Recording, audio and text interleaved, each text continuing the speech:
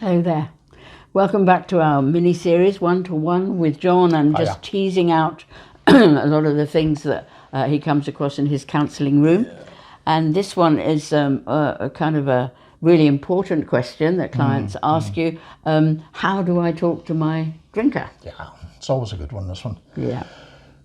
I think our first instinct is to, as they say, go in with the tackety boots, you know. You need to explain that. This is a... Yes, it's a Scottishism, this one. And really what it is sort of going hard, you know, the sort of, the language they tend to use in AA and self-help is tough love. Tough love. So you're going, so, no messing, say it like it is. Yeah. You have to ask yourself, how often have you done that in the past, and how much success have you had with it, you know? And the answer to that one is probably not very much, you know. And I think this is one of the things that I find that I can help with people coming along, is starting to frame how you start to talk to somebody. How, you know, if you're going to talk about an issue, let's see how we can actually do this, where you're going to get a hearing. Not that you're going to state your truth, but that you're actually going to get a hearing. Yeah. Because you can state your truth till the cows come home, but if nobody's listening, it doesn't do any good. It might feel that you've got it out. Yes. You know, and you might feel that, that's better. I've said my piece.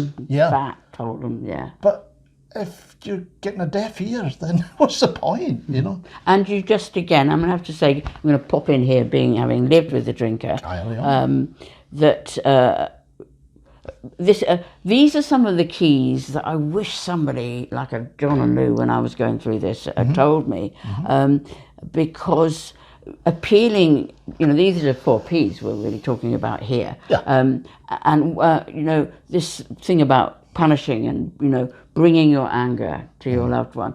As what I didn't understand is that it just pushed the shame button, and shame is one of the real fuels of addiction and drinking, and I really didn't understand. So, so to bring that to your partner, they will run for cover because they already feel bad about themselves. Yes. And but it's hard. Again, if you're listening to this, you're probably thinking, yeah, but you don't put up with what I put up with. Well, I probably did, with a big drinker, you do get a little, a bit with the sober, so the temptation to pile in is very, very strong, but it doesn't do any good. Nobody can judge you for that one, because yes. I have done it in other places, I'm just going to tell him, and all of a sudden it's, I do tell them, and at the end of it, there's a feeling of, well, that was a waste of time because he wasn't listening. Well, he wasn't listening because the message I was giving them didn't work. Just say that for a moment then, okay? You're the drinker. Just explain what goes on. You've had a wife, haven't you, that's really been angry at you. What goes on inside when the anger comes out? Well, the thing is, a lot of my drinking was because of the way I felt about myself. I drank to alter the way I felt about myself. I felt, sometimes invisible. I felt worthless. I felt not very, I didn't have a lot of self-esteem, So somebody attacking me as I saw it, telling me her truth, it kind of eroded what little self-esteem I might have had. That wasn't her intention. Her intention was to get me to change. Yeah. And sometimes it was pleading, sometimes it was punishing, sometimes, the whole gamut. But what I heard was being squashed, being put down, my self-esteem being eroded. And what it made me, first of all, I was mentally, not physically, going, and I'm not listening. That was the first thing. It made me very defensive, and when I became defensive, I tended to attack. So I would, sort of bark back at her, and I would pick up things that she had done wrong as far as I was concerned, And the last thing was that it made me want to drink.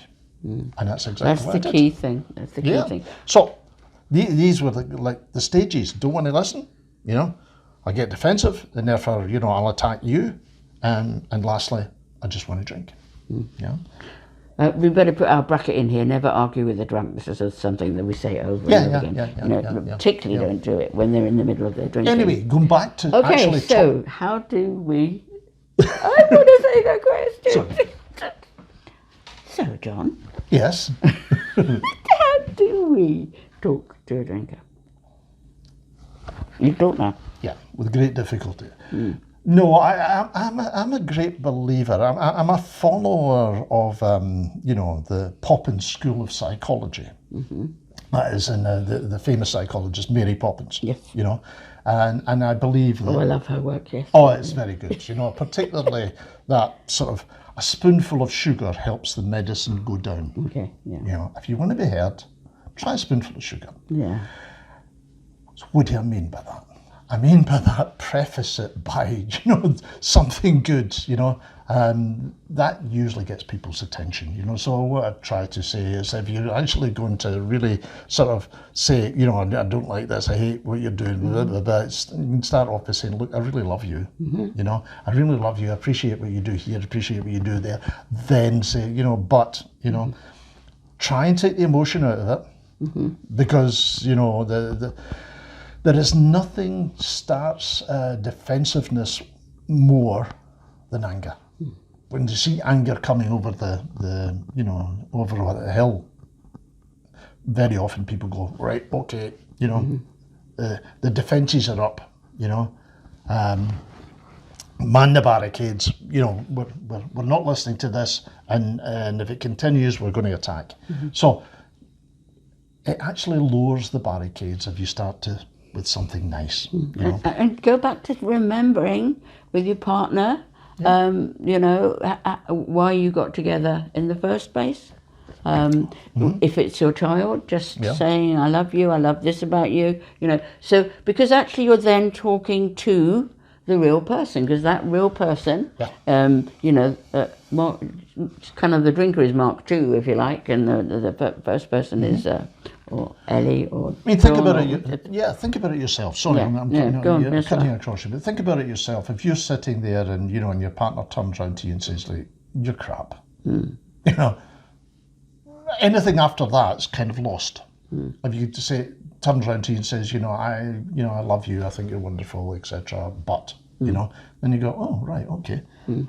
The defences have come down. Now, what I'm not saying is lie. I'm not saying that. If you don't love the person, then don't say it. But if you do love them, then it doesn't hurt to say that. You may be angry at them at that particular point. You may, be really pissed off with what they have actually done. You may not feel particularly loving towards them. No, you can say phrases like, when I fell in love with you, I loved this and that. So you're kind of, again, you're reminding them of kind of who they were and who you were in terms of your relationship with them. But what I'm trying to say is you may not love them at that particular moment in time, but if overall you actually do, you know that, then it doesn't hurt to say it. No. It doesn't hurt to say it. Very often calling people out, the good, calling that out from people is actually quite effective. It's very powerful, I think, doing that, because it is the truth. Yeah, it is the truth. The truth is who that person. When you love someone and you fall in love, that love brings out all the good attributes in both of you, and as you love each other, those attributes tend to be well oiled, and that and that's who both of you truly are. Yeah. So I think to affirm that is actually going back to the basics. So I mean, to go back to the counselling. Yeah. This is one of the things that I find myself doing quite a lot is, that we do kind of almost like rehearsals about how you can actually speak to the person, okay, let's frame this. Let's say, okay, I want to talk about this. Okay, well, let's do it in this way. Let's, maybe this is the form of words that you should use. Let's try it that way, And it's... Now, this is not to say that the person, doesn't know how to speak to the other person, but sometimes their anger, their hurt gets in the way, And I know what it's like because, we often end up doing exactly the same thing to each other. You know, if somebody's really upset us, you know, I'm just going to tell them. You sort of step in and go, well, maybe, but you know. Yeah. So it doesn't hurt to get reminded every now and again, you know, and we don't always get it right, you know.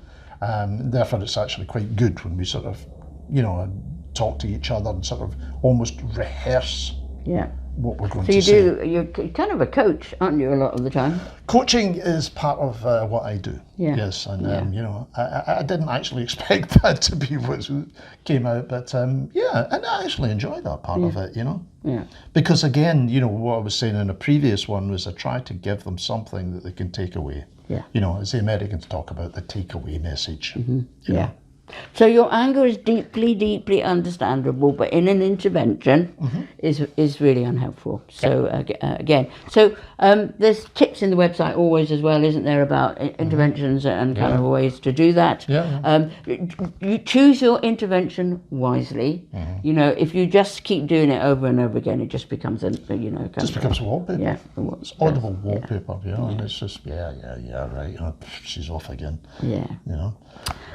Okay, well, thank you again for sharing what you do, and I think it's an important thing. I think it's important, you know, because you know, as we keep saying, you know, working with a drinker is actually counterintuitive. Yeah, absolutely. You know, and sometimes we need somebody who is sort of apart from the proceedings, you know, that is not involved emotionally, you know, that can stand back and say, yeah, well, okay, I see what you're doing, but there's a lot about that on the website, that what works in normal relationships in terms of entreaty and, you know, doesn't work with a drinker, and you know, there's quite a lot about that. Yeah, it's just pragmatic. Yeah. Okay, right. Thank you for listening, and we'll tackle some more subjects before we finish the mini-series. Bye-bye now. Bye.